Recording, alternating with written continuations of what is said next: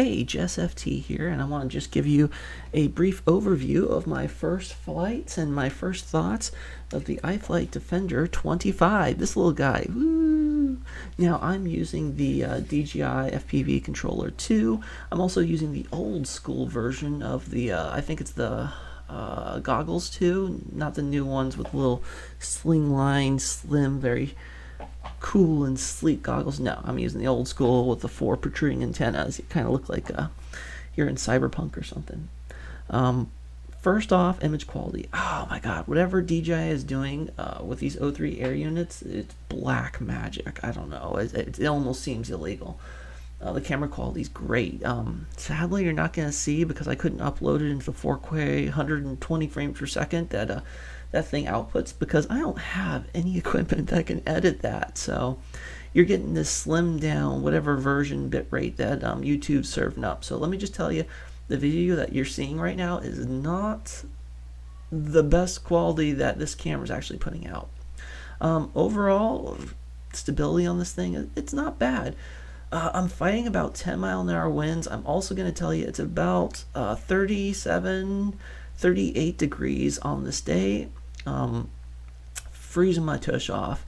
Let me see, coming down here, you can see my spotters walking around, bored out of their mind. And there I am, just flying around. And so what I will say is this little drone's pretty punchy. It's a 4S, so it's got some oomph. So when you want to go a different direction, it'll go. But if you're a hardcore FPV individual, you're used to flying like 6Ss, 8Ss, whatever, some crazy voltage, this ain't gonna be that. I mean, for a person who usually flies a lot of like 1S single, cell type things, tiny whoops, this is like black and white. This is crazy. So it gets really fast. Oh, and you're gonna see me crash. I think that's the end of this video. No, maybe not. Almost the end of this video. Oh, look, there you can see me, woo, flying by my head.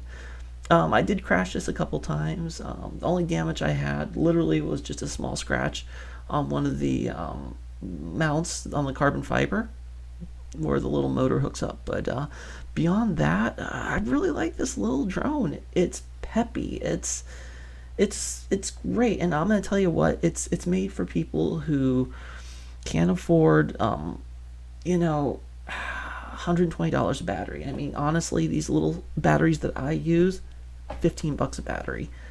So I think it's got DJI nailed down there. It also doesn't have a GPS, and you don't have to worry about like all these arming situations and whatnot. I mean, this thing is literally just plug in the battery, sync up your transmitter and your goggles, and get going. All right, I think I'm gonna have a little crash here.